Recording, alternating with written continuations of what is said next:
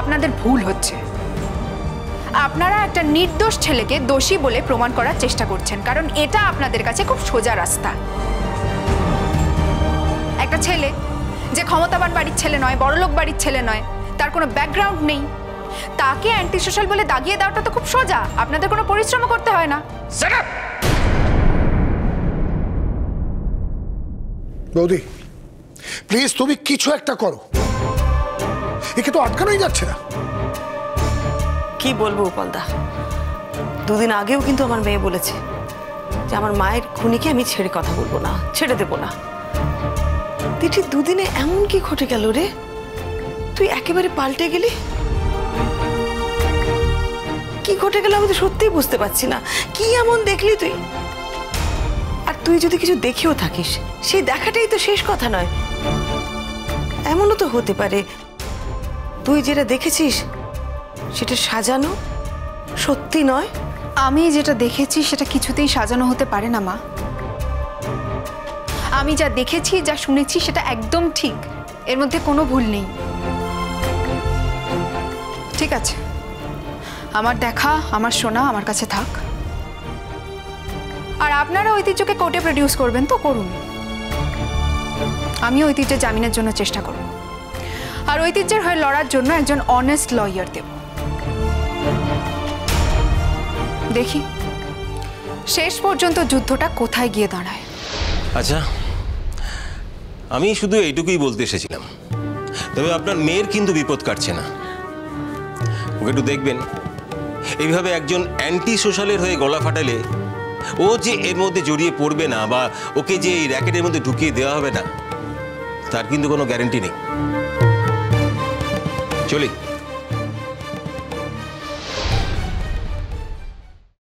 দিদি, কি চাস কি তুই? হ্যাঁ, তোর জন্য আমাদের মান সম্মান সমস্ত ধুলে মিশে যাক? হ্যাঁ, তুমি এই কথাটা বলো না বাবা, তোমার মুখে মানায় না। কি বলতে চাইছো তুমি? আমি তোমার মান সম্মান শেষ করার অনেক আগেই তুমি নিজের মান সম্মান শেষ করে দিয়েছো।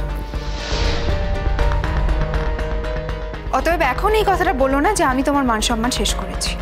দিদি, এইসব কথা বলে তুই তোর পাপাকে থামিয়ে দিতে পারিস, তো আমাকে পারবি না।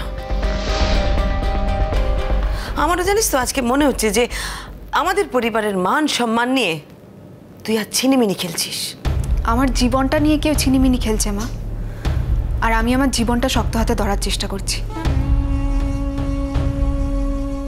আর এটা করতে গিয়ে যদি কোনো কোনো ক্ষেত্রে তোমাদের মান সম্মান চলে যায়, তাহলে আমার কিছু করার নেই। I am really sorry. লিঠি, তোমার জীবনটা শক্ত করে ধরে রাখার মানেই কি ঐতিহ্যর সঙ্গে যোগাযোগ রাখা? একজন নিরপরাধের পাশে থাকা, একজন নিরপরাধ ছেলেকে বাঁচানো, ভিড়ে নিজের গা না ভাসিয়ে নিজের মত প্রতিষ্ঠা করা। অনেক বড় বড় কথা বলতে শিখেছিস তুই। এইটুকু কথা বলার মতো বয়স তো আমার হয়েছে বিষমহাশয়, তোমরা যাই বলো। একদিন তুমি আমার মায়ের জন্য অনেক কিছু করেছো, শুধু আমার মায়ের জন্য কেন, আমার পরিবারের জন্য অনেক করেছো। তাই আজ তোমার মুখের ওপর যে কথাগুলো আমার বলে দেওয়া উচিত ছিল সেটা আমি বলতে পারছি না। সেটা আমার ভদ্রতা, আমার বিবেক। কিন্তু আজীবন কাল আমার এই ভদ্রতা আর বিবেকটা যে আমি ধরে রাখতে পারবো তার তো কোনো মানে নেই পিসেমশাই। আসলে তোমরা যে ক্লাসে বিলং করো, সেই ক্লাসের লোকজন ছাড়া অন্য কোনো ক্লাসের লোকজনদের তোমরা মানুষ বলে মনেই করো না, তাই না? তাই কিছুতেই এটা মেনে নিতে পারছো না যে ঐতিহ্য এই কাজটা করেই। একদিন যখন তোমাদের বাড়ির ছেলে যাবজ্জীবন কারাদণ্ডে দণ্ডিত হতে যাচ্ছিল, সেদিন তোমরা সবাই মিলে ঝাঁপিয়ে পড়েছিলে, কারণ সে তোমাদের শ্রেণীতে বিলং করে। আজ যখন ঐতিহ্যের ক্ষেত্রে এরকমটা ঘটেছে, তখন তোমরা কিছুতেই বিশ্বাস করতে পারছো না, কারণ তোমাদের শ্রেণীর মধ্যে ঐতিহ্য পড়ে না। বেশ, তোমরা তার হয়ে কথা নাই বলতে পারো, কিন্তু আমার বলতে তো কোনো বাধা নেই। তাই আমাকে আটকিও না পিসেমশাই, প্লিজ, কারণ আমি আমার মতোই চলবো। কোথায় যাচ্ছে এখন? বোমা, ওকে আটকাও, সর্বনাশ করে দেবে। আমি একটা কথা বলছি, কিছু মনে করবেন না আপনারা। আপনারা সবসময় পরের মেয়ের দোষ ধরেছেন, তো তাকে নানান রকম হেনস্থা করেছেন। দেখলেন তো আপনাদের নিজের বাড়ির মেয়ে কতটা আপনাদের খেল দেখা। খেল তো এখনো শুরুই করিনি জুন আন্টি, খেলা তো দেখবে একটু পরে, আর সেদিন বুঝতে পারবে যে সত্যিটা যত অন্ধকারেই লুকোনো থাক, যেখানেই থাক, সেই অন্ধকার ভেদ করে একদিন সত্যিটা বেরিয়ে আসবেই। আর সেদিন যদি তুমি এই কথাটা বলতে পারো, তবে বুঝবো তোমার হিম্মত আছে। দিদি, তুমি কোথায় যাচ্ছ? কোথাও যাওয়ার আগে বাড়ির লোকজনকে বলে যাওয়ারও প্রয়োজন বোধ করো না। তোমারই মা এই কয়েকদিন আগে এত দুর্যোগ সহ্য করে বাড়িতে ফিরলেন, অলমোস্ট নিজের প্রাণটা ফিরে পেয়ে বাড়ি এলেন, আর তোমার কোনো দায়িত্ব নেই তোমার মায়ের প্রতি, তোমার মাকে সুস্থ করার। আমার মা ভুল করে কাউকে অভিযুক্ত করে তারপর সত্যিটা জানতে পেরে নিজে আত্মগ্লানিতে ভুগুক, সেটা আমি চাই না বৌদি ভাই। তাই আমার এখন যাওয়াটা খুব জরুরি। যাচ্ছ কোথায়? আমি আর কোথায় যেতে পারি বিশামশাই? যেই ছেলেটার হয়ে কেউ দাঁড়ানোর নেই, তাকে বাঁচানোর একটা চেষ্টা করতে পারি। লক্ষ্মী মা আমার দিঠি, যাস না, এই সবের মধ্যে নিজেকে তুই জড়াস না। তুই তোর ডাক্তারি, তোর হায়ার এডুকেশন এইসব নিয়ে থাক, এইসবের মধ্যে তুই জড়াস না দিঠি, আমি তোর কাছে হাত জোর করছি। আমি নিশ্চয়ই ভাববো মা, নিশ্চয়ই আমার ডাক্তারি, আমার হায়ার এডুকেশন নিয়ে ভাববো, কিন্তু আমার এখন সব থেকে বড় কাজ, আমি যে সত্যিটা দেখেছি, যেটা নিজের কানে শুনেছি, সেই সত্যিটাকে প্রতিষ্ঠিত করা।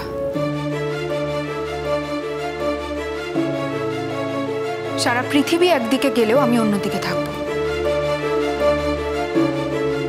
আর একটা কথা তোমাদের সবার জেনে রাখা দরকার, আমি ঐতিহ্যকে ভালোবাসি বলে আমি এই লড়াইটা করছি তা কিন্তু নয়।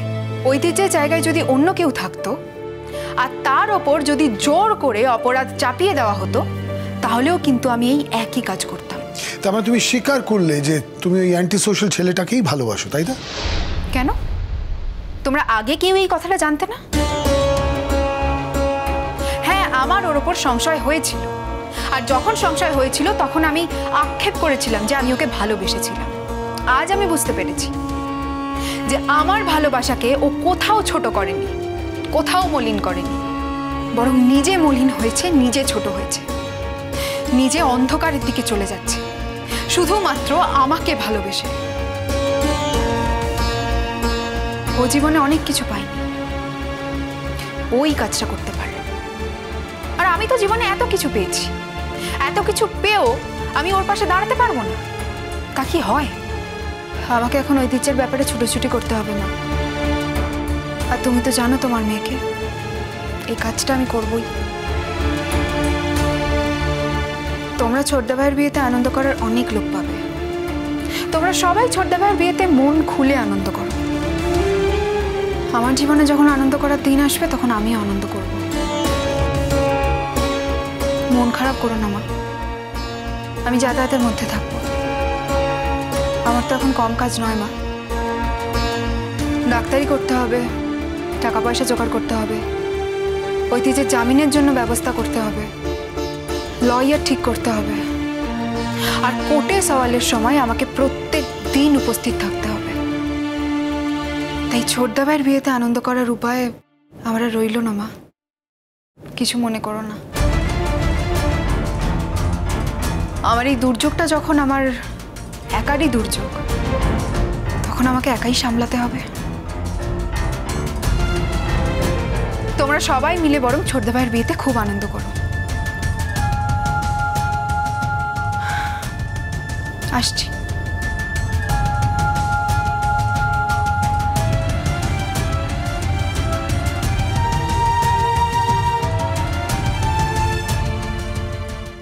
হ্যাঁ স্যার, প্রত্যেকটা কথা অক্ষরে অক্ষরে বর্ণে বর্ণে সত্যি। ঐতিহ্য আমার মাকে বাঁচানোর জন্যই ওই বিবেক বলে লোকটির দলে জয়েন করেছে। কিচ্ছু চিন্তা করবেন না, আমি আজকেই দেখছি। স্যার, এই জামিনটা ভীষণ দরকার স্যার।